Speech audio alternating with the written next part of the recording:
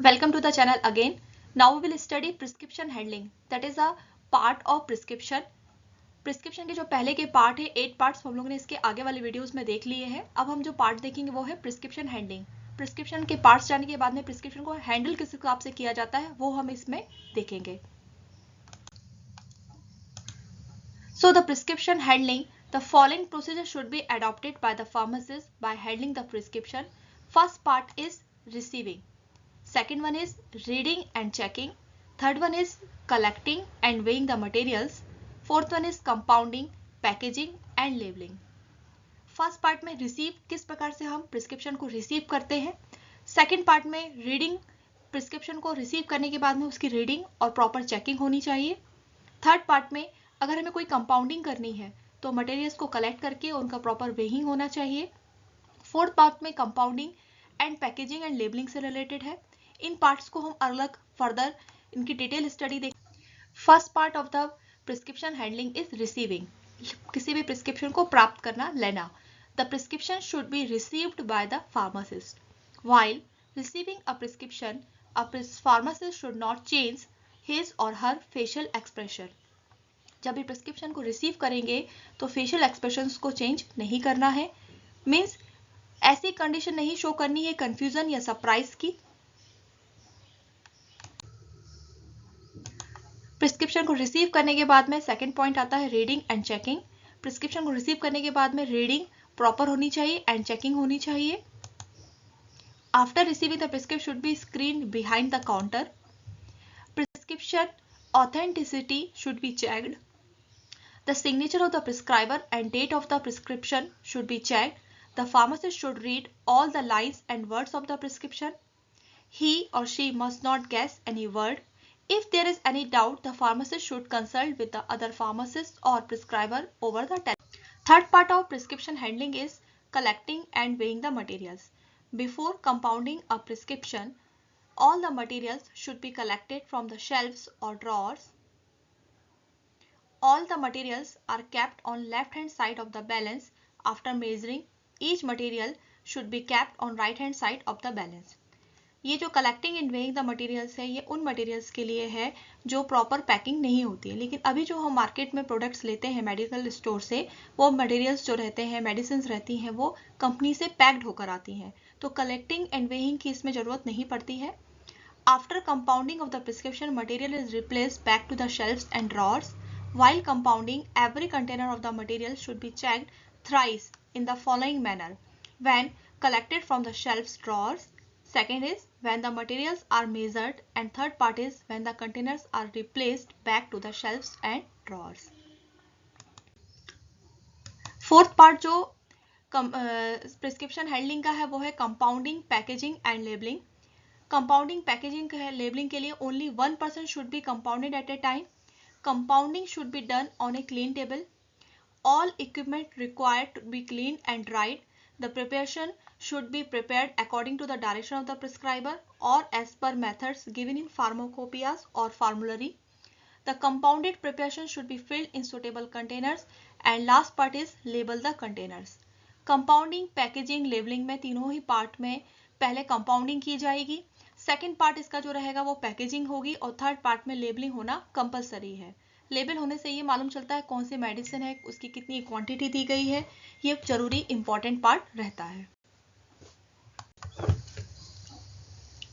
Next slide पे हम move करेंगे. वो स्लाइड है जो है प्रिस्क्रिप्शन एरर्स की.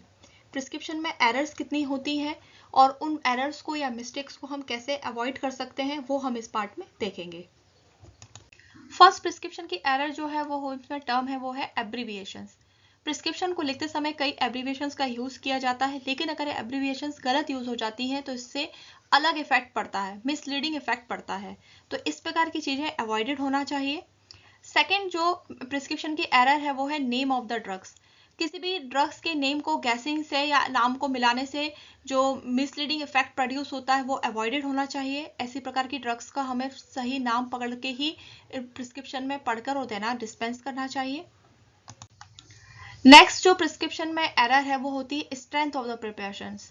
कई बार ड्रग्स जो अवेलेबल रहती है मार्केट में उनकी स्ट्रेंथ अलग अलग होती है, तो इसलिए प्रॉपर स्ट्रेंथ जानकर ही हमें ड्रग को मेडिसिन जो भी ले रहे हैं इसमें उसको प्रिस्क्रिप्शन में प्रिस्क्राइब होना चाहिए। प्रिस्क्राइब्ड अगर मेडिसिन है तो उनको एक बार चेक करना चाहिए।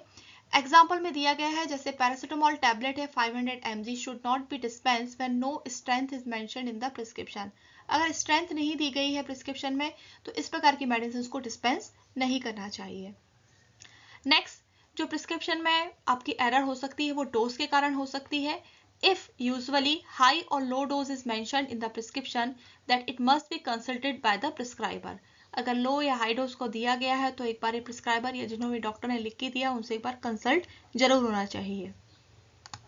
नेक्स्ट, प्रिस्क्रिप्शन की एरर जो है वो इंस्ट्रक्शन टू पेशेंट के कारण हो सकती है। Sometimes the instruction for a certain preparation is either omitted or mentioned partially. The route of administration should be mentioned clearly. किस रूट से मेडिकेशन को लेना है वो भी इसमें प्रॉपर्ली मेंशन्ड होना चाहिए। Another prescription error is due to incompatibilities.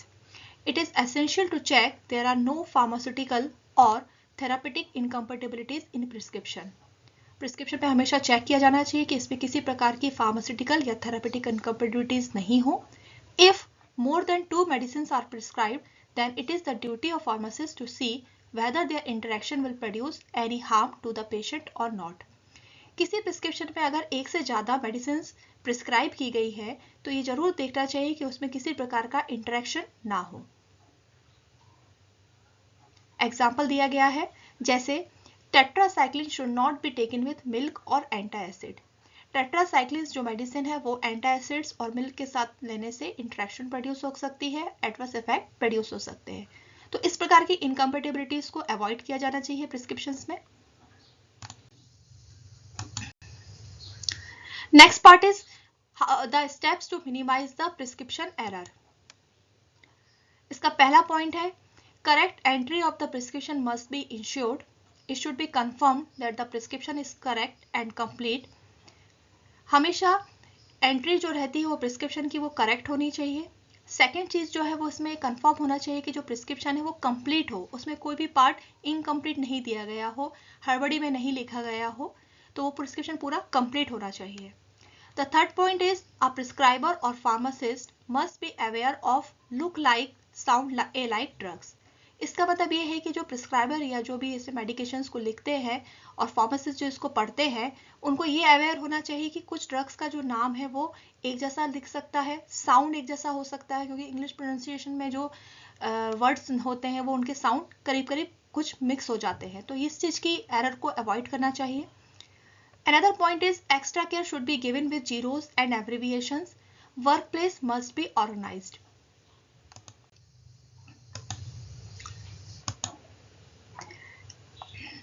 Distraction should be reduced when possible. Focus must be given on reducing stress and balancing heavy workloads. यदि किसी प्रकार की ड्रग्स की कंपाउंडिंग की जा रही है तो इस प्रकार में बैलेंसिंग वगैरह जो है वो प्रॉपर होनी चाहिए। Drugs should be stored properly taking adequate time. Drugs की जो स्टोरिंग है वो प्रॉपर होनी चाहिए, नंबर वाइज होनी चाहिए, अच्छे से अरेंज होना चाहिए। All prescription should be checked thoroughly. Prescriptions को पढ़ने के बाद एक बार फिर से और रीड करना चाहिए जिससे कि उसमें किसी प्रकार की एरर होने की अवॉइडेशन कम हो सके। और next is patient counselling should be provided. Thank you for watching this video.